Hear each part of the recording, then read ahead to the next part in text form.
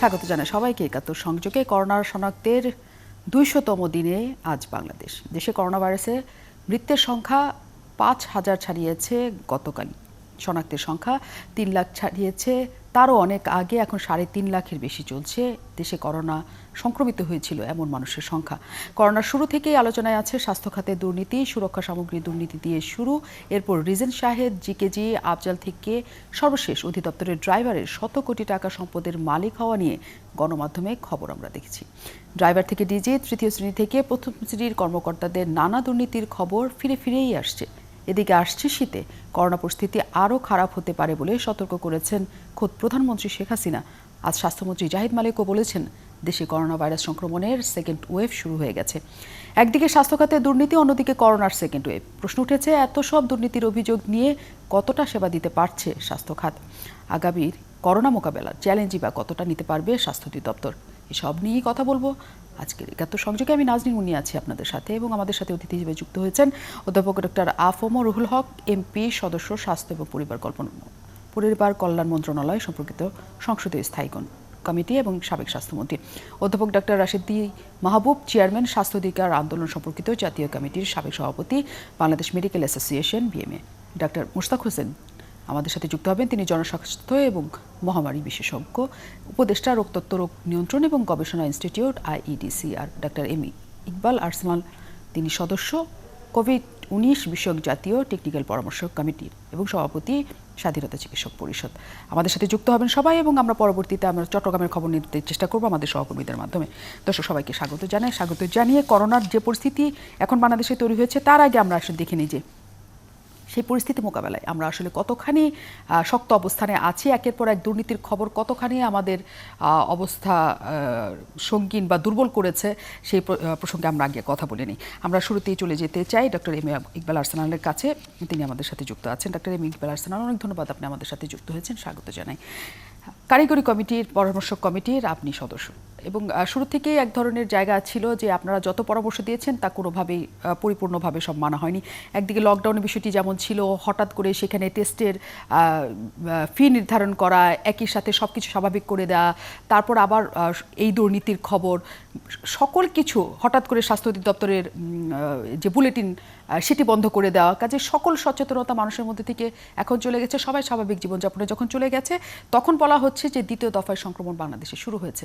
কিন্তু সেই সংক্রমণ ঠেকানোর জন্য স্বাস্থ্য অধিদপ্তর বা স্বাস্থ্য মন্ত্রণালয় যখন একদম নড়ে চড়ে বসবে, তখন আমরা সেই নড়ে চড়ার মধ্যে দুর্নীতি খুঁজে বের পাচ্ছি, এবং সেই সব দুর্নীতি উঠে আসছে একে একে। এই যে অবস্থা, এই অবস্থা থেকে স্বাস্থ্য মন্ত্রণালয় এবং স্বাস্থ্য অধিদপ্তরের কেমন পরিস্থিতি আপনি এখন দেখছেন? জি, ধন্যবাদ। দেখেন, এই যে দুর্নীতি এখন উদ্ভাসিত হচ্ছে বা আমাদের সামনে আসছে, সেই দুর্নীতিগুলো কিন্তু অতীতেও ছিল, যে এবং আপনার এই করোনা ভাইরাস সংক্রমণ যখন শুরু হয়েছিল, কারণ এটা তো কয়েকদিনের মধ্যে হয়নি, আর এটা হচ্ছে যে করোনা ভাইরাসের দুর্নীতির প্রতিফলন না। এখন হচ্ছে যে করোনা ভাইরাস আপনার মোকাবেলা করবার জন্য, সংক্রমণ মোকাবেলা করবার জন্য যে দুর্নীতিগুলো হয়েছে, সেই দুর্নীতিগুলো আর এগুলো হচ্ছে যে ভিন্নতর বিষয়, এগুলো একটার সাথে আর একটার বিষয় নেই।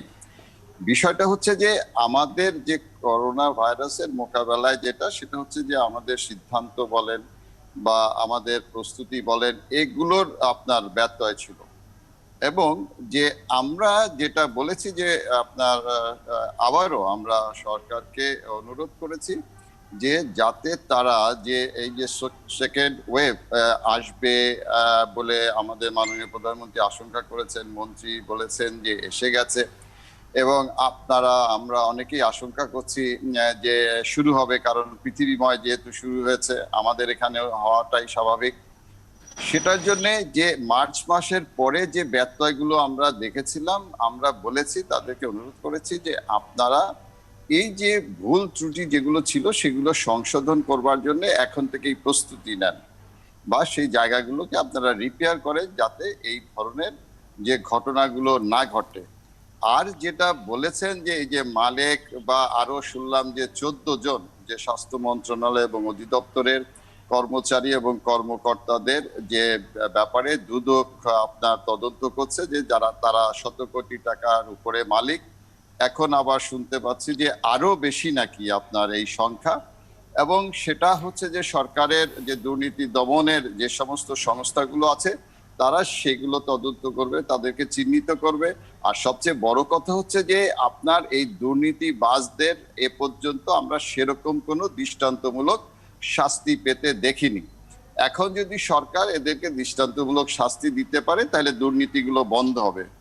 আর একটা বিষয় যেটা হচ্ছে যে আপনি করোনার সাথে যে দুর্নীতি সমীকরণ করছেন, সেই দুর্নীতি আমরা যেটা দেখেছি মাস্ক নিয়ে, আপনার হচ্ছে চিকিৎসা সামগ্রী নিয়ে, বা আপনার হচ্ছে যে আমাদের রোগীদের সেবার যে সরঞ্জাম নিয়ে, সে জায়গাগুলো যদি আপনার এই মানে সরকার সঠিকভাবে সেই জায়গাগুলোর দুর্নীতি যদি বন্ধ করতে পারেন, তাহলে অবশ্যই যে আমাদের করোনা ভাইরাস যে মোকাবেলায় যে বিচ্যুতিগুলো হয়েছিল সেই বিচ্যুতির থেকে যে আপনার ভালোভাবে আমরা মোকাবেলা করতে সক্ষম হব। ধন্যবাদ। অনেক ধন্যবাদ। অধ্যাপক ডক্টর রাশিদী মাহবুব আছেন আমাদের সাথে। ডক্টর রাশিদী মাহবুব, দুর্নীতিবাজদের বিচার করতে হবে এবং দৃষ্টান্তমূলক শাস্তি দিতে হবে। আমরা বছরের পর বছর, আমার ধারণা যুগের পর যুগ আমরা বলে যাচ্ছি কিছু হয় কিছু হয় না, কিন্তু স্বাস্থ্য খাতের দুর্নীতি নিয়ে বরাবর একটা আলোচনায় থাকলে এমন নড়ে চড়ে বসা অবস্থা আমরা কখনোই দেখিনি। কারণ একটা মহামারী নতুনভাবে সেখানে সবাইকে চোখ দিতে সাহায্য করেছে। কিন্তু যে পরিস্থিতিতে তৈরি হয়েছে আমরা দেখছি যে দুদক 44 জনের লিস্ট তৈরি করেছে যাদের খবরাখবর তারা চাইছে। আমরা ড্রাইভারের যখন শত কোটি টাকা দেখি তার সম্পদের পরিমাণ, তার মানে সেখানে কর্মকর্তা কর্মচারীদের কি অবস্থার মধ্যে তারা আছেন সেটা তো বড় ধরনের একটা প্রশ্নই তৈরি করে। এমন যখন অবস্থা, তখন আসলে এই দুর্নীতি এত মানুষজনকে নিয়ে থাকা স্বাস্থ্য অধিদপ্তর এবং স্বাস্থ্য মন্ত্রণালয় আসলে কি এমন অবস্থায় আছে যে এই মহামারী মোকাবেলা করার মতো মানসিক প্রস্তুতি বা অন্য কোনো প্রস্তুতি তাদের নেওয়া সম্ভব সবার? আমি দুটো জিনিস দুইভাবে দেখব। মহামারী যেটা আসছে সেটা তো আমাদের বাঁচার জন্য যেভাবেই হোক মোকাবিলা করতে হবে। আর আপনারা যেটা দুর্নীতি দেখেছেন সেটা কিন্তু স্বাস্থ্য ব্যবস্থাপনার এই দুর্নীতিটা গত 50 বছরের লিগেসি। আর যেটা ধরছেন সেটা হচ্ছে মূলত যে লোকগুলোর আয়ের বহির্ভূত সম্পদের মালিক হয়েছে। সুতরাং এখানে কিন্তু মূল জায়গাটা হচ্ছে আয় বহির্ভূত সম্পদের মালিকের জন্য নজর আসছে, দুদক সেটা সই করেছে। এটা দুর্নীতির জন্য ধরছেন কি ধরছেন না সেটা কিন্তু পরের কথা। আর করোনা মহামারীর যে ব্যাপারটা, করোনা মহামারীর যে অবস্থায় আমরা আছি তার চেয়ে কিছু উন্নতি হয়েছে, এটা আমি অস্বীকার করব না। কিন্তু আমরা কিন্তু এই মহামারীর থেকে এখনো মুক্ত না। আমরা বলছি সেকেন্ড ওয়েভ আসবে, আমাদের প্রথম ওয়েভ কি শেষ হয়েছে তার কোনো সায়েন্টিফিক বেসিস কিন্তু অন্তত আমি মনে করি আমাদের এভিডেন্স নাই। আমাদের এটা কন্টিনিউয়েশন চলছে। আরেকবার বাড়বে কিনা আমার কিন্তু বেসলাইনও জানা নাই। ম্যাক্সিমাম পিক কখন সেটাও আমি জানি না, কারণ আমরা পরীক্ষা করিনি। এখন দ্বিতীয়বার যখন আপনি মনে করছেন যে ওয়েদারের জন্য হোক, আনুষাঙ্গিকতার কারণ হোক, আমাদের এটা হয়তো একটা প্রকট হতে পারে। শব্দটা কিন্তু দ্বিতীয়বার যে না, আমি বলবো প্রকট আকার ধারণ করতে। সেই প্রকট আকার ধারণ করার জন্য আমাদের যে অভিজ্ঞতাটা হয়েছে সেই অভিজ্ঞতাটা আমরা কাজে লাগাতে পারি। সেই অভিজ্ঞতাটা আমরা কিন্তু জীবনের জীবিকার ফ্রেমই এখন আমাদের অভিজ্ঞতাটা এসে গেছে। আগে যেটা ছিল লকডাউন, অমুক সেমুক, সেটা সরকার কতগুলো নতুন সিদ্ধান্ত নিয়েছে। সেটা হচ্ছে অ্যান্টিজেনের একটা পরীক্ষার কথা বলেছে, that is more easier, it must be available. 2 নম্বর হচ্ছে আইসোলেশনে তাদের যদি ইনফেক্টেড হয় তাদেরকে চিকিৎসাটা কোথায় করবে, হতে পারে বাড়িতে, সেই সার্ভিসটা কিভাবে দিবেন প্রক্রিয়া চালাতে হবে। যাদের হাসপাতালে লাগবে আইসোলেশন এবং অক্সিজেন কিংবা ভেন্টিলেটর, সেগুলো কিন্তু হাসপাতালে আনতে হবে। এই প্রক্রিয়াগুলো যদি আমরা রেডি করে থাকি তাইলে আমাদের কাছে মনে হচ্ছে হয়তো আমরা এটা বাড়লেও ম্যানেজ করতে পারবো। কিন্তু এর মধ্যে নতুন কতগুলো উপসর্গ আবার এসে দাঁড়িয়েছে। সেটা হচ্ছে চিকিৎসকদের ব্যাপারটা। চিকিৎসকরা আজকে যারা চিকিৎসা করে তারা কিন্তু আইসোলেশন পাচ্ছে না, তাদেরকে যেতে হচ্ছে তাদের বাড়িতে। এখন তাদের বাড়িতে গিয়ে তাকে বাড়িতে আইসোলেশন থাকাটা এটা কিন্তু খুব কঠিন হয়ে পড়বে তাদের জন্য, যেই জন্য কোনো জায়গায় আন্দোলনের সূত্রপাত হচ্ছে। আমি জানি না এই জায়গাটা সরকার কিভাবে ম্যানেজ করবে। নিশ্চয়ই আমরা আজকে সেই আন্দোলনের জায়গা দেখেছি। আমরা সেটাই বলছিলাম যে সেখানে যে কঠোর একটা জায়গা তৈরি করা, নিজেরাই যদি দুর্নীতির দায়ে অভিযুক্ত এবং দুর্বল অবস্থায় থাকে, তাহলে অন্যদের আসলে কঠোরভাবে নিয়ন্ত্রণ করে একটা সুষ্ঠু ব্যবস্থাপনা তৈরি করা আসলেও মন্ত্রণালয় এবং অধিদপ্তরের অবস্থায় এখন আছে কিনা, সেটাই আমাদের আলোচনা ছিল। অধ্যাপক ডক্টর আফম রুহুল হক আছেন আমাদের সাথে। তিনি যেহেতু সংসদীয় স্থায়ী কমিটির তিনি সদস্য, তিনি নিশ্চয়ই আমাদের কিছু না কিছু বলতে পারবেন। অধ্যাপক ডক্টর আফম রুহুল হক, অনেক ধন্যবাদ আপনি আমাদের সাথে যুক্ত হয়েছেন। আমি একদম ছোট্ট করে একটা প্রশ্ন শুধু আপনার কাছে করতে চাই। 2 মাস আগে একটা টাস্ক ফোর্স গঠন করা হয়েছে, যে টাস্ক ফোর্সের কাজ হচ্ছে মন্ত্রণালয়গুলিতে অন্তত স্বাস্থ্য মন্ত্রণালয় সহ কি কি দুর্নীতি হয় সেটা খুঁজে বের করা। এখনো পর্যন্ত গেল 2 মাস পার হয়েছে, সেই টাস্ক ফোর্সের কোনো কিছু আমরা এখনো পর্যন্ত দেখিনি। এমন যদি অবস্থা হয়, আমরা কি আসলেই চাই যে দুর্নীতিবাজরা একদম ছেকে তাদের বের করে একটা মন্ত্রণালয় এবং অধিদপ্তরকে একদম সুস্থ করা সম্ভব? ধন্যবাদ। প্রশ্নটি প্রাসঙ্গিক এবং সমসাময়িক। কিন্তু আপনি যে যে কথাটি বলেছেন শেষে, যে একেবারে কোনো মন্ত্রণালয়, শুধু স্বাস্থ্য না, যে কোনো মন্ত্রণালয় বা যে কোনো দপ্তরকে ছেকে একেবারে পরিষ্কার করা শুধু বাংলাদেশ না, বিশ্বের যে কোনো দেশে সম্ভব কিনা আমি জানি না। বিশেষ করে বাংলাদেশের যে পরিস্থিতি, সে পরিস্থিতিতে অবশ্যই সময় লাগবে। আমাদের আনন্দের বিষয়, সুখের বিষয় এইটি যে মাননীয় প্রধানমন্ত্রী নিজে তদারকি করছেন এবং বলেছেন জিরো টলারেন্স, এবং সকলেই স্বীকার করবেন যে দুর্নীতিবাজি যে ধরা হচ্ছে সেটি কিন্তু এই সরকার মন্ত্রণালয় এবং দুদক সহ অন্যান্য যারা আছেন তারাই কিন্তু করছেন। সুতরাং সরকার কিন্তু তাদেরকে প্রশ্রয় দিচ্ছে না। এই যে দুষ্ট মানুষরা, যে অসৎ চরিত্রের মানুষরা যারা এইসব কাজকর্ম করেন, তারা কিন্তু সারা বিশ্বে ছড়িয়ে আছে। আমাদের এখানে একটু বেশি হয়তো বা আছে, বিভিন্ন জায়গায় বিভিন্ন ক্ষেত্রে লুকিয়ে আছে, এবং তাদেরকে বের করা, যেমন বললেন যে আরো আজকে নাকি 20-25 জনের নাম বেরিয়েছে, এই 20-25 জনই যে শেষ তা তো আমি মনে করি না। এবং শুধু স্বাস্থ্য মন্ত্রণালয় না, যে কোনো জায়গায় বড় বড় আমাদের ডিপার্টমেন্টে, বড় বড় যেখানে ডিপার্টমেন্ট আছে সেখানে খোঁজ করলে এরকম লোকজন নিশ্চয়ই বেরিয়ে আসবে, এটি আমি মনে করি। সুতরাং আমরা যে সরকার যে প্রসেসটা চালু করেছেন, মাননীয় প্রধানমন্ত্রী যে নির্দেশনা দিয়েছেন যে জিরো টলারেন্সে কাজ করে যাওয়ার জন্য সবাই যেখানে কাজ করছে, সেটাই সবচেয়ে ভালো। আমরা তো সিদ্ধান্তগুলি মাননীয় প্রধানমন্ত্রীর কাছ থেকে সবসময়ের জন্যই পাই, যে তিনি আন্তরিক এবং আন্তরিকভাবে নানা কিছু বলেন যে সেটি যাতে সমাধান হয়। কিন্তু আমার প্রশ্ন হচ্ছে যে 2 মাস আগে তিনি যে টাস্কফোর্সের কথা বললেন, যে আমরা সবগুলি খুঁজে বের করতে চাই এবং টাস্কফোর্স খুঁজে বের করবে যে কোথায় কোথায় কেমন দুর্নীতি হয়েছে, সেই টাস্কফোর্স গঠন এবং কাজ কেন শুরু হলো না এর মধ্যে? এটি যেহেতু আমি মন্ত্রণালয়ে নেই এবং আমি মন্ত্রণালয় সম্পর্কিত কাজকর্মের সাথে জড়িত না, এটি আমার পক্ষে উত্তর দেওয়াও মুশকিল। আমি মনে করি যারা এর সাথে জড়িত আছেন, মাননীয় মন্ত্রী সহ, সেক্রেটারি সহ, নিশ্চয়ই তারা কাজ করছেন, হয়তো বা এখনো বেরিয়ে আসেনি। মাননীয় প্রধানমন্ত্রী নির্দেশ দিয়েছেন। আমি আপনার কাছে জানতে চাই, আপনি তো মানে স্বাস্থ্য এবং পরিবার কল্যাণ মন্ত্রণালয়ের সংসদীয় স্থায়ী কমিটির সদস্য। আমরা স্বাভাবিক নিয়মে যেটি জানি যে সেই স্থায়ী কমিটিতে এক ধরনের আলোচনা হয়, সকল কিছুর জন্য পরামর্শ নেওয়া হয়। করোনার কারণে কি সেখানে আসলে কার্যক্রম অনেকখানি ঢিলে ঢালা, নাকি আসলে এখন আর সেগুলো হচ্ছে না কিছু? এখানে করোনা কালে এখানে আমাদের মিটিংগুলো অনেকটা স্থগিত হয়ে আছে বলেই সেখানে এখনো উপস্থিত হয়নি, অনেকদিন ধরে মিটিং হয়নি বলে আমরা এখানে জানতে পারছি না।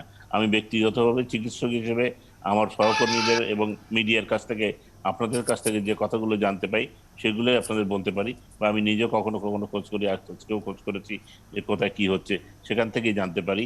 আমাদের সভা আমি এক্সপেক্ট করছি যে কোনো সময় হবে, কিন্তু এখনো হয়নি। সুতরাং এখনো আমরা সেখান থেকে সবার মাধ্যমে কিছু জানতে পারছি না।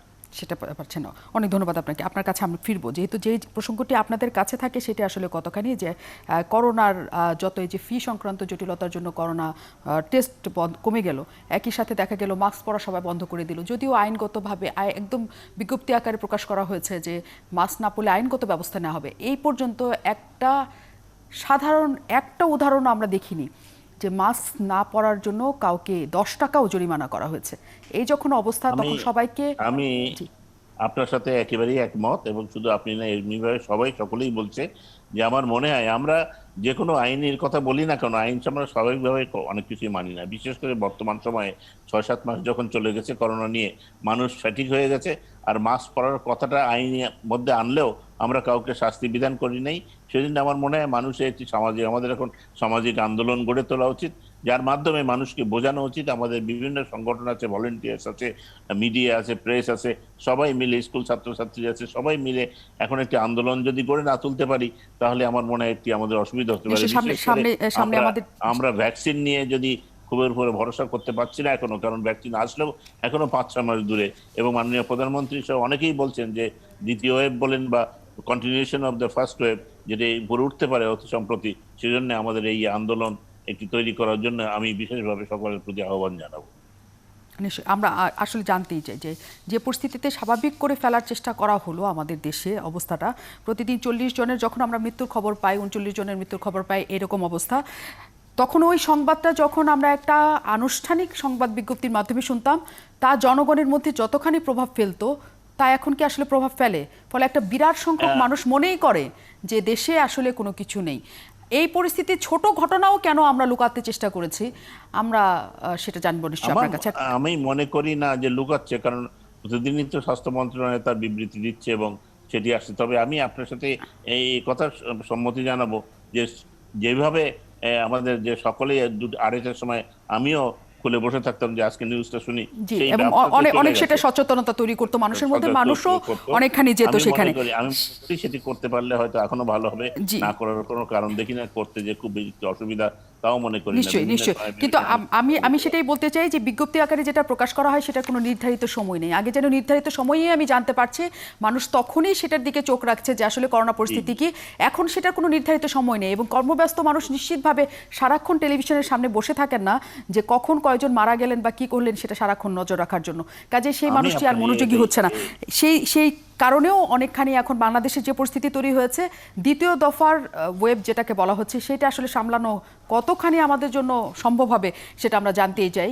একটা বিরতির পর আমি মনে করি যেহেতু আমাদের যে সম্ভাবনা, আমাদের জানুয়ারি মাস বা ফেব্রুয়ারি মার্চ মাসে যেখানে ছিলাম, আমাদের স্বাস্থ্য ব্যবস্থাপনা সেখানে নেই। এখন আমরা অনেক উন্নত, আমরা অনেকটা জিনিস শিখে ফেলেছি।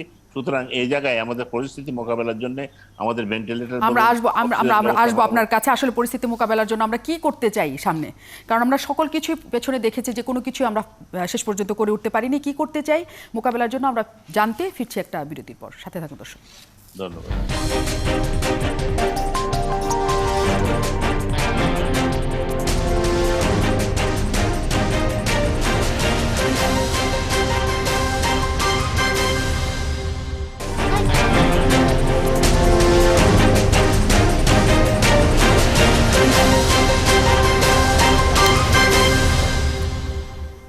অনেক ধন্যবাদ আমাদের সাথে থাকার জন্য। আমরা কথা বলছিলাম দুর্নীতি নিয়ে। আমরা আসলে জানতেই চাই সেই দুর্নীতির সামাল দিতে দিতে আসলে কতখানি বাংলাদেশে দ্বিতীয় দফায় করোনার আক্রমণ সামাল দেওয়া যাবে সেই প্রসঙ্গে এখন ডাক্তার মোস্তাক হোসেন আমাদের সাথে যুক্ত হয়েছেন। তিনি জনস্বাস্থ্য এবং মহামারী বিশেষজ্ঞ এবং উপদেষ্টা রোগতত্ত্ব, রোগ নিয়ন্ত্রণ এবং গবেষণা ইনস্টিটিউট IEDCR। মোস্তাক হোসেন, অনেক ধন্যবাদ আপনাকে আমাদের সাথে যুক্ত হওয়ার জন্য, স্বাগত জানাই। আমরা প্রথম দফার করোনার দিকে যদি তাকাই তাহলে আসলে কোনো কিছুই আমরা শক্তভাবে পালন করিনি। লকডাউন থেকে শুরু করে, মাস্ক পরা থেকে শুরু করে, আমাদের করোনা টেস্ট, সমস্ত কিছুতেই আমাদের একটা ব্যত্যয় আমরা দেখেছি। দ্বিতীয় দফা করোনা আসছে সবাই বলছে, আমরা কতখানি সামলাবো সামনে? জি, ধন্যবাদ আমাকে আমন্ত্রণ জানাবার জন্য। দেখুন, প্রথম দফায় যতটুকু আমরা করেছিলাম নিশ্চয়ই সেটা একেবারে আদর্শ স্থানীয় হয়েছে সেটা বলা যাবে না, কিন্তু প্রথম দফা মার্চ মাসে আমরা যেসব ব্যবস্থা নিয়েছিলাম, যেসব ব্যবস্থা আমরা দেখেছি জনগণ, সরকার সবাই মিলে, সেই কারণে কিন্তু এপ্রিল মাসে একটা পিক হওয়ার, যে পিকের কথা বারবার সেটা একটা আশঙ্কা ছিল, সেই পিকের মাথাটা কিন্তু নিয়ন্ত্রণ করা গেছে। পিকটা বাংলাদেশে হয়নি, কিন্তু এখন পিকটা হলো না। আমরা অসংখ্য মৃত্যু বা অসংখ্য রোগীর কাছ থেকে বেঁচে গেলাম। হাসপাতালগুলোতে চাপ পড়েছে, কিন্তু অনেকটা হাসপাতালের অবস্থা, চিকিৎসকদের সেই নিরাপদ সামগ্রীর সেই অপ্রতুলতার কারণে সমস্যা গেছে, কিন্তু হাসপাতালের বাইরে রোগী উপচে পড়েছে, হাসপাতালের রাস্তায় রোগী শুয়ে আছে, এরকম অবস্থা হয়নি। কিন্তু এখন যে অবস্থা, আজকে সেপ্টেম্বরের মাসের অর্ধেক পার হয়ে গিয়েছে, আমরা যেভাবে চলছি সেটা মার্চ মাসে যতটুকু চলেছে তার যদি 10 ভাগের 1 ভাগও যদি করতাম তাহলে কিন্তু আমরা বিপদটা এড়াতে পারতাম। এখন যা চলছে এটা আমাদের কোনো রকম স্বাস্থ্যবিধি আমরা মানছি না। আমাদের রোগীদের শনাক্ত করে আইসোলেট করা, তাকে কোয়ারেন্টাইন করা, আমাদের কর্তৃপক্ষের বিষয়ে সিরিয়াস নন। হ্যাঁ, কিছু কিছু জায়গায় হচ্ছে, সিভিল সার্জন সাহেবরা করছেন, ইউএইচও সাহেবরা করছেন, ঢাকা শহরে স্থানীয় বাসিন্দারা নিজে নিজে উদ্যোগে কেউ কেউ করছে। কিন্তু একটা সমন্বিত সরকার, জনপ্রতিনিধি, স্বেচ্ছাসেবক মিলে যেভাবে রোগী শনাক্ত করে ঘরে ঘরে আইসোলেট করে চিকিৎসা দেওয়া, তাদের স্বজনদের কোয়ারেন্টাইন করা এবং তাদেরকে সামাজিক সহায়তা দেওয়া, এখন একটা অনেকে টেস্ট করতে আসছে না লকডাউনের ভয়ে, যদিও লকডাউন কেউ করছে না এখন, কিন্তু ওই ভয় রয়ে গেছে। সেটুকু ভয় থাকলেও কাজে দিত। এটা কিন্তু আমাদের একটা সামনে যে বিপদ, যেটা আমরা মার্চ এবং এপ্রিল মাসে এড়িয়ে গিয়েছি সফলতার সাথে, সেই ধরনের ঝুঁকি কিন্তু আমরা পুরোপুরি আছে। মোস্তাক হোসেন, আমি সেটা শুধুমাত্র আমাদের- আপনার কাছে একটা কথা জানতে চাই যে আমাদের 200তম দিন আমরা পার করছি আজকে। যদি আমরা শুরুর দিন যেমন করে ছিলাম তেমন না থাকলেও মোটামুটি একটা নিয়ন্ত্রণে রাখার চেষ্টা করতাম সবাইকে, যে করোনা টেস্ট সবাইকে করতে হবে এবং সেটা ফ্রি করতে দেওয়া এবং সবাইকে স্বাস্থ্যবিধি মেনে চলতে বাধ্য করা, তাহলে কি আমরা এই দ্বিতীয় দফার যে আশঙ্কার জায়গা নিয়ে আমরা এখন পথ চলছি সেটা আসার কি সুযোগ তৈরি হতো? দেখুন, এটা একটা আপেক্ষিক বিষয়, এটা অনুমান করে বলা কঠিন। তবে উদাহরণ দেওয়া যায়, যারা খুবই কঠিনভাবে এই স্বাস্থ্যগত বিধিনিষেধ, সামাজিক বিধিনিষেধ পালন করেছিল, ভিয়েতনাম বলুন বা ভারতের অন্তর্গত কেরালা, জাপান, নিউজিল্যান্ড, অস্ট্রেলিয়া, তারা কিন্তু অর্থনৈতিক বাধ্যবাধকতার কারণে, তারা আমাদের চেয়ে উন্নত দেশ, কিন্তু তারা খুলে দিতে বাধ্য হয়েছে। আমাদের প্রতিবেশী মালদ্বীপ, তারা কিন্তু প্রথমে খুবই কঠোর নিয়ন্ত্রণে ছিল এবং বাংলাদেশের শ্রমিক যারা অভিবাসী তাদেরকে তারা আইসোলেট করে রেখেছিল এবং তাদেরকে সহায়তা করার জন্য বাংলাদেশ সরকার এখান থেকে খাবার এবং ওষুধ পাঠিয়েছে। সেখানে তাদের জীবিকার প্রয়োজনে তারা বাইরের ট্যুরিস্টদের জন্য, পর্যটকদের জন্য খুলে দিতে বাধ্য হয়েছে, কারণ তাদের জাতীয় আয়ের প্রধান উৎস হচ্ছে ট্যুরিজম। সেই ট্যুরিজম খুলে দেওয়ার পরে, বিমানবন্দর খুলে দেওয়ার পরে, সেখানে একটা ছোট্ট দেশ, এই দক্ষিণ এশিয়াতে মৃত্যুর যে হার, প্রতি 1 লক্ষ জনসংখ্যায় মৃত্যুর হার বাংলাদেশের ডবল, 2 গুণ। কাজেই আমাদের খুব ভালো ব্যবস্থা নেওয়ার পরেও কিন্তু নতুন করে আবার আক্রমণের আশঙ্কা আছে। যতদিন পর্যন্ত বিশ্ব থেকে এই মহামারীটা দূর করা না যাবে, আমরা চেষ্টা করে যেতে হবে যেন নিয়ন্ত্রণ থাকতে পারে। ভিয়েতনাম তারা একেবারে ছেড়ে দেয়নি, নতুন করে দানাং তাদের যে সমুদ্র, সেই বিচ, ডক্টর মোস্তাক, যেসব দেশে সংক্রমণটা দ্বিতীয় দফাও হয়েছে সেসব দেশের উদাহরণ না টেনে চীন যেখানে সংক্রমণের ছোঁয়া লেগেছে তারা যেভাবে নিয়ন্ত্রণ করেছে সেটাও আমাদের উদাহরণ হতে পারত। আমাদের পার্শ্ববর্তী নেপাল বা ভুটানের কথা যদি আমরা চিন্তা করি সেটাও আমাদের কিন্তু উদাহরণ হতে পারত। আমরা যদি শ্রীলঙ্কার কথা চিন্তা করতাম সেটাও হয়তো আমাদের উদাহরণ হতে পারত। আমরা দ্বিতীয় দফা হয়তোবা বড় ধরনের যে আশঙ্কা করা হচ্ছে আমাদের দেশের জন্য, সেই জায়গায় হয়তো আমরাও একটা উদাহরণ তৈরি করতে পারতাম। কিন্তু সেটা কি আসলে এত ঢিলেঢালা করে দিয়ে স্বাভাবিক করতে যাওয়ার একটা তাগাদা থেকে কি আমরা সবাইকে এক ধরনের বিপদের মধ্যে ফেলে দিলাম? কিন্তু সব জায়গায় চিত্র কিন্তু এক না। শ্রীলঙ্কাতে এই যাবৎ আমি যে তাদের যে গ্রাফটা দেখেছি, 6 বার উঠেছে আর নেমেছে, এর মধ্যে তারা নির্বাচনও করেছে। নেপালে কিন্তু এখন সংক্রমণের সংখ্যা অনেক বেশি। নেপালের জনসংখ্যার তুলনায় তাদের নিশ্চয়ই ডক্টর মুস্তাক, কিন্তু আমরা যদি শ্রীলঙ্কার কথা চিন্তা করি, আমাদের জাতীয় দলের ক্রিকেটাররা সেখানে খেলতে যেতে পারছেন না, কারণ ক্রিকেটাররা যাওয়ার পর যারা অতিথি খেলতে যাবেন তাদেরকে কোয়ারেন্টাইনে রেখে তারা খেলতে নিয়ে যাবেন। কাজে তারা এত কঠোর অবস্থার মধ্যে আছেন। আর আমাদের এয়ারপোর্টে অহরহ সকলেই এখন ঢুকতে পারছে, আমাদের সবাই মাস্ক পরে ঘুরতে পারছে। ব্যাপারটার মধ্যে আমি কতখানি গুরুত্ব দিচ্ছি সেটা হয়তো আমাদের জনগণকে দেখলেই হয়তো অনেকখানি বোঝা যায়। আপনার কাছে আসছি আমরা। আমাদের সাথে চট্টগ্রাম থেকে যুক্ত হচ্ছেন আমাদের সহকর্মী রাজীব বড়ুয়া। আমরা একটু চট্টগ্রামের খবর নিয়ে আসি, তাহলে অনেক কিছু নিশ্চয়ই বুঝতে পারবো। রাজীব বড়ুয়া, অনেক ধন্যবাদ, আপনি আমাদের সাথে যুক্ত হয়েছেন। একটু চট্টগ্রামের খবর জানতে চাই। টেস্টের খবর কি আসলে সেখানে করোনা পরিস্থিতি এখন আপনি আসলে কেমন দেখছেন?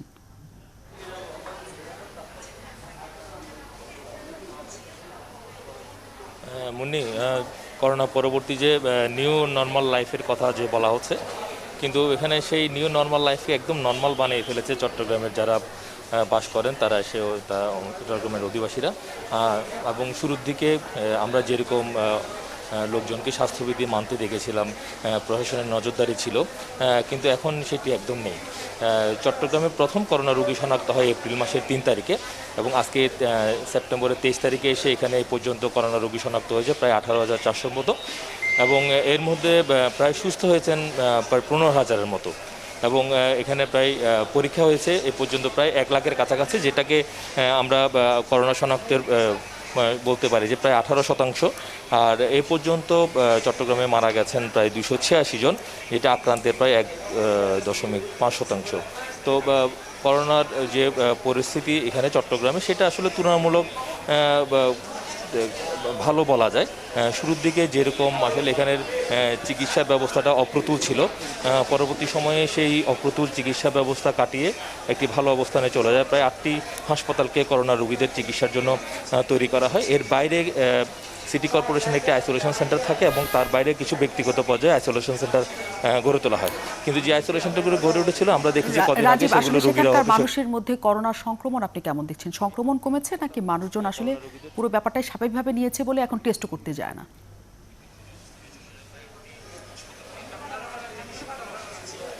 এখন করোনা রোগীর আপনি শনাক্ত করবেন তো পারবেন আসলে মানে পরীক্ষার মাধ্যমে। পরীক্ষা ছাড়া কিন্তু আপনি আসলে বুঝবেন না যে আসলে তার রোগীর মানে করোনা পজিটিভ অথবা নেগেটিভ। কিন্তু মানুষের মধ্যে আগে যে পরিমাণ এক ধরনের সচেতনতা ছিল বা একটু ভয় ছিল, একটু সর্দি কাশি হলে মানুষ যেরকম হাসপাতালে চিকিৎসার জন্য ছুটে যেতেন, কিন্তু এখন সেই প্রবণতাটা একটু কমেছে। সেই পরিস্থিতি নেই, কাজে মানুষ সেখানে যাচ্ছে না। অনেক ধন্যবাদ রাজীব বড়ুয়া আমাদের সাথে যুক্ত হওয়ার জন্য। আমাদের সাথে ডক্টর রাশিদি মাহবুবের কাছে আমরা একটু যাব, কিন্তু তার আগে ইকবাল আরসালানের কাছে শুধু একটা প্রসঙ্গে জেনে যাই। ইকবাল আরসালান, দ্বিতীয় দফা ওয়েব সামলাতে আপনাদের কি পরামর্শ আসলে দেওয়া আছে? ধন্যবাদ।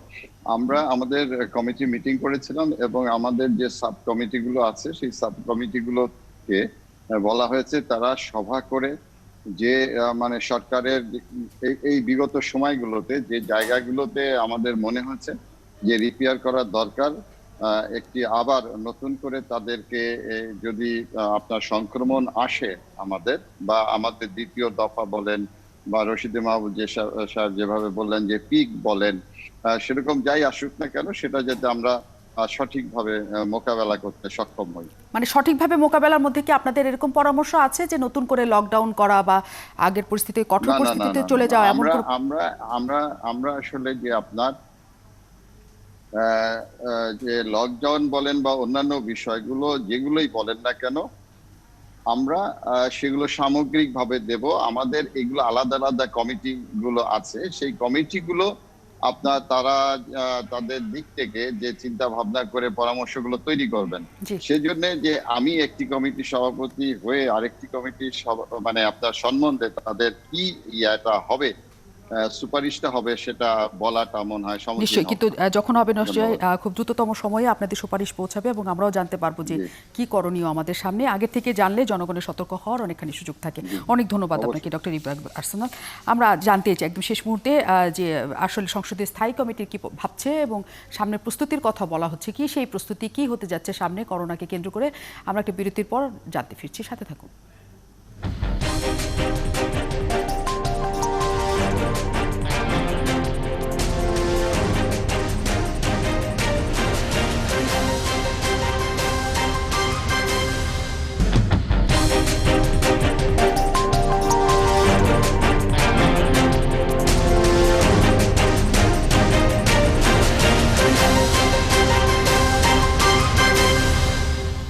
অনেক ধন্যবাদ দর্শক, শেষ মুহূর্ত পর্যন্ত আমাদের সাথে থাকার জন্য।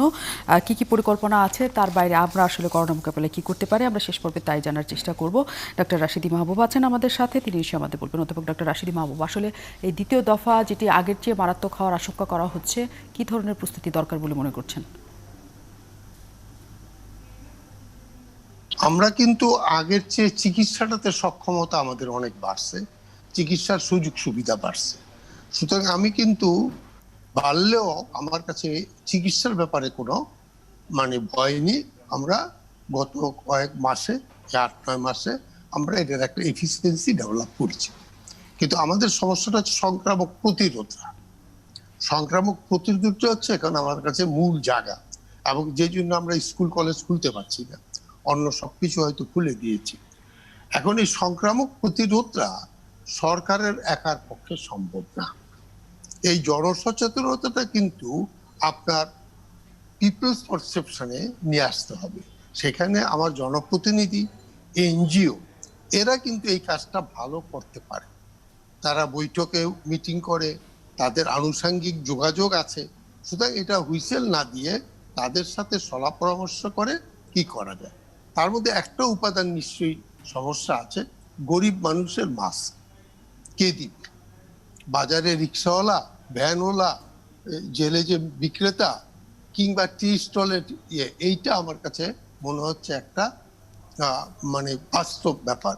কোনো কোনো জায়গায় কোনো কোনো এনজিও, আমিও ব্যক্তিগতভাবে এই মাস্কের কিছু প্রজেক্ট দিয়েছি যে অক্টোবর থেকে আমরা দিতে চাই সরকারকে এই মাস্কটা সাপ্লাই, এবং এদেরকে নিয়ে যদি জনসচেতনা করে ওই জিনিসটা দেওয়া যায় তাহলে কিন্তু সংক্রামকটা একটা হবে। তারপরে হচ্ছে স্বাস্থ্য আদার বিধিগুলো, এগুলো করলে আমরা মনে হয় যে পর্যন্ত আবার করোনা ভ্যাকসিন না আসবে তত পর্যন্ত আমরা একটু রক্ষা করতে পারবো। কিন্তু বাংলাদেশের মানুষ তো আসলে খুব কঠোর কোথাও না হলে স্বেচ্ছায় যে অনেক কিছু করেন এমন তো নয়। যারা এখন শিক্ষিত তারাও একই রকমভাবে মাস্ক না পরে, কারণ দীর্ঘ 6 মাস যাবত তারা মাস্ক পরে এক ধরনের সবাই হয়রানও হয়ে গেছে, তারাও মাস্ক পরতে চাচ্ছে না। কাজে কেমন করে আসলে জনগণকে শুধু কথা বলেই বোঝানো সম্ভব কিনা সেটা একটা বড় ধরনের চ্যালেঞ্জ নিশ্চয়ই তৈরি হয়েছে। ডক্টর আফম রুহুল হক, যে প্রসঙ্গে আমরা কথা বলছিলাম যে আমরা মাস্কের বিষয়ে আমরা আইন করেছি কিন্তু আমরা আসলে তার কোনো রকমের প্রয়োগ আমরা করিনি। কাজে দ্বিতীয় ওয়েভ যখন শীত আসবে তখন আসলে আমাদের কি পরিকল্পনা করা উচিত, আপনাদের কোনো আসলে পরিকল্পনা আছে কিনা?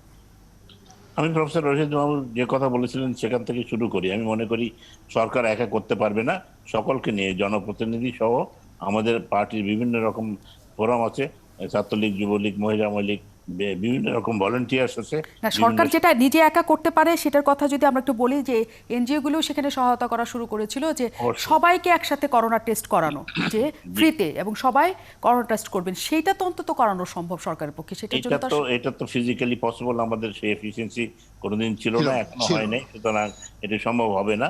এখনো যে অ্যান্টিজেন টেস্টের কথা বেশ কয়েক সপ্তাহ ধরে বলা হচ্ছে কিন্তু এখনো কিছু শুরু করতে পারেনি। আমাদের কোথায় গড়িমেশি আমি জানি না। এগুলো খুব তাড়াতাড়ি করার ব্যবস্থাপনা করতে পারলেও কিন্তু অনেকটা এগিয়ে যেত। যে কথা বলছিলেন যে আমরা সবাই মিলে যদি মাস্কের আন্দোলনটা, শুধু মাস্কটা যদি পরানো যায় তাহলে কিন্তু 80-85% মানুষের নিয়ন্ত্রণ এই রোগ ছড়ানো। আমরা তো ওষুধ দিয়ে ট্রিট করতে পারবো না, আমরা ভ্যাকসিন এখনো পাবো না 5-6 মাস 1 বছর। সুতরাং আমাদের একমাত্র পথ হচ্ছে নিয়ন্ত্রণ, এই সংক্রমণের নিয়ন্ত্রণ। এই সংক্রমণের নিয়ন্ত্রণের একমাত্র পথ হচ্ছে মাস্ক। মাস্ক পরুন, মাস্ক পরুন, মাস্ক পরুন, মাস্ক পরুন। এবং এটা সবাই মিলে এই আন্দোলনটাকে তৈরি করা যায় কিনা। রশিদ ভাই যে কথা বলেছেন যে গরিবদের কে মাস্ক দিবে, আমি মনে করি উনি যেমন করেছেন, আমি নিজের উদ্যোগে আমার নিজের জায়গা থেকে মেশিন দিয়ে কাপড়ের মাস্ক তৈরি করে একেবারে কেনা দামে মানুষের কাছে দিচ্ছি। এটি বেশ কয়েক হাজার অলরেডি দেওয়া হচ্ছে এবং প্রতিনিয়তই চলছে। কিন্তু এই আন্দোলনটা তৈরি করার দরকার। সবাই মিলে যদি আমরা এই কাজটা করতে পারি, যে 5 টাকা 10 টাকার মধ্যে হাজার হাজার লক্ষ লক্ষ মাস্ক যদি আমরা বিতরণ করতে পারি গরিবদের, আর যারা অবস্থাবান, যাদের পকেটে 10 টাকা 20 টাকা দরকার নেই, তাদের কাছ থেকে 10 টাকা 20 টাকা নিয়ে তারা যদি না পড়েন, তাদেরকে মাস্কটা দিলে তাহলে মনে করবে যে আমার পকেটে টাকা নিয়ে চলে যাবে, তখন তারা পড়তে বাধ্য হবে হয়তো। সুতরাং আমাদের দেশে যে কথা সবাই যে কথা বলছেন, আমরা আইন করলে কিন্তু সবসময় মানি না, এবং শিক্ষিত সমাজ এবং বুঝদার সমাজ তারাও কিন্তু করতে চায় না। সুতরাং কিছু ফোর্স বা কিছু আইন এটিকে সবাই মিলে যদি আমরা করতে পারি তাহলে আমাদের কিন্তু একমাত্র প্রতিরোধ হচ্ছে মাস্ক পরা, এছাড়া কিন্তু আমাদের কাছে নেই। নিশ্চয়ই, কিন্তু সেটা পড়ার ক্ষেত্রেও এক ধরনের কঠোরতা না নিলে আসলেও সেটা কার্যকর হবে কিনা এবং সামাজিক আন্দোলন, সেটাই হচ্ছে প্রশ্ন। আমরা ডাক্তার মোশতাকের কাছে একটু যেতে চাই। ডাক্তার মোশতাক, আসলে বোঝাই যাচ্ছে যে খুব বড় ধরনের পরিকল্পনার সামনে অনেক কিছু করা হবে এমন কোনো ইঙ্গিত আমরা এখনো পাচ্ছি না, কিন্তু সাধারণ জনগণ হিসাবে সে আসলে কি করতে পারে, নতুন করে কোনো পরামর্শ আছে কিনা? ডাক্তার মোশতাক।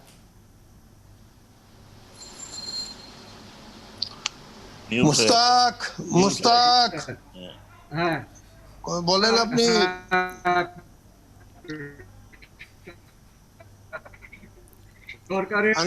সরকারের করার আছে এবং সরকারের বাইরে যারা আছে তাদের করার আছে। একটা মহামারী, এই একক মানে শক্তির পক্ষে সম্ভব নয়, সরকারের স্বাস্থ্য বিভাগের পক্ষে একা সম্ভব নয়, সমগ্র সরকার সেটা করতে হবে। তারা করেছেন, আমি দেখেছি মার্চ, এপ্রিল, মে মাস, 2.5 মাস যদি সমস্ত সরকার একসাথে কাজ করেছে, সমগ্র জনগণ একসাথে কাজ করেছে। কিন্তু এই জনগণের কাছে সেগুলো খুব ভালো কাজ করেছে। কিন্তু আমি যেটা বারবার বলি, শহরাঞ্চলে এর কোনো বালাই ছিল না। শহরাঞ্চলে সরকারি ব্যবস্থাপনায় যতটুকু কাজ হয়েছে হাসপাতাল কেন্দ্রিক, এখানে পাড়া মহল্লা ভিত্তিক যে সামাজিক সংগঠন করা, প্রান্তিক মানুষদেরকে, যারা নিম্ন আয়ের মানুষ, স্বল্প আয়ের মানুষ, তাদেরকে যে মাস্ক দেওয়ার কথা স্যাররা বললেন, সে মাস্ক দেওয়া, তাকে সাবান দিয়ে হাত ধোয়ার জন্য তাকে সুবিধাগুলো তৈরি করে দেওয়া, করা হয়নি। কাজে এগুলো আমাদের করতে হবে। এই সামাজিক সংগঠন যদি করি সরকারের পাশাপাশি সবাই মিলে, সরকার যদি যথেষ্ট ব্যবস্থা না নেয়, যারা সামাজিক সংগঠনগুলো আছে তারা কিন্তু নিজেরাও এগিয়ে আসতে পারে। আমরা বিভিন্ন প্রাকৃতিক নিশ্চয়ই, কিন্তু উদ্যোগটা আসলে কার দেওয়া দরকার? আমরা 6 মাসের বেশি সময় ধরে, আপনি যদি এখন গ্রামাঞ্চলে যান, প্রত্যন্ত অঞ্চলে যান, তারা করোনা কি এখনো পর্যন্ত সেটিই জানে না। তাদের মাস্ক পরার কথা বলে তারা মারতে চলে আসে, কারণ তারা মনে করে যে করোনা নামে কিছু হয় না, করোনা শুধুমাত্র বড়লোকের একটা রোগ। 6 মাস পরে আমরা এই সচেতনতা তৈরি করতে পারিনি যে করোনা একটা ভয়ঙ্কর রোগ। এই দায়টা আসলে কার? এই দায়টা তো অবশ্যই আমাদের সরকার সহ সবার। সরকারের দায়িত্ব সবচেয়ে বেশি। সরকারের ভিতরে আবার স্বাস্থ্য বিভাগ, যারা মহামারী নিয়ন্ত্রণে কেন্দ্রীয় ভূমিকা পালন করছেন। এখানে আমার মনে হয় প্রথম দিকে সবাই ছিলাম, তারপরে একেবারে উপর থেকে নিচ পর্যন্ত আমাদের মধ্যে একটা ঢিলা ভাব চলে এসছে। হ্যাঁ, অর্থনৈতিক বাধ্যবাধকতা সব দেশেই আছে, অর্থনৈতিক বাধ্যবাধকতা সবচেয়ে উন্নত দেশেও আছে, এবং সেখানেও মানুষ বিক্ষোভ করছে, যারা প্রান্তিক মানুষ। কিন্তু আমরা আমাদের দায়িত্ব পালন করবার জন্য হাল ছেড়ে দেবে কেন? আমরা আমাদের দায়িত্ব পালন করবার জন্য সর্বাত্মক চেষ্টা করতে হবে। সেটা এখনো সময় আছে। মাননীয় প্রধানমন্ত্রী যখন বলেছেন আগামী মাসে থেকে বা আগামী 2 মাস পরে আবার করোনার পুরো ইনফেকশন হতে পারে, সংক্রমণ হতে পারে, যেটাকে কেউ সেকেন্ড ওয়েভ বলছেন, কেউ শীতকাল বলছেন। মাননীয় প্রধানমন্ত্রী কথাটা ধরে আমাদের যেই স্যার যেটা বলেছেন যে আমাদের ঘাটতি যেখানে ছিল, সেটা নিয়ে সামনে আগানোটা, এই পরিকল্পনাটা এখন দরকার। এতদিন পরে নিশ্চয়ই এটা বলা হবে না যে আমরা করার দরকার আছে বা পরিকল্পনা আছে। এখন সাথে সাথেই কি করা দরকার সেটা নিশ্চয়ই সবার মনোযোগী হওয়া উচিত, কারণ করোনার দ্বিতীয় ধাক্কা অনেক ভয়ঙ্কর হতে পারে, সেই কথাই বলছে সবাই। সবাই নিশ্চয়ই সুস্থ থাকবেন এবং নিজেদের মতো করে নিজেদেরকে সচেতন রাখার চেষ্টা করবেন। অতিথি যারা ছিলেন, অনেক কৃতজ্ঞতা আমাদের সাথে যুক্ত হওয়ার জন্য। দর্শক যারা ছিলেন, তাদের অবশ্যই কৃতজ্ঞতা, এবং নিজেদেরকে সাবধান রাখবেন এবং সচেতন অবশ্যই হবেন করোনা মহামারীতে, যাতে আপনি নিজে না পড়ে যান। ধন্যবাদ সবাইকে।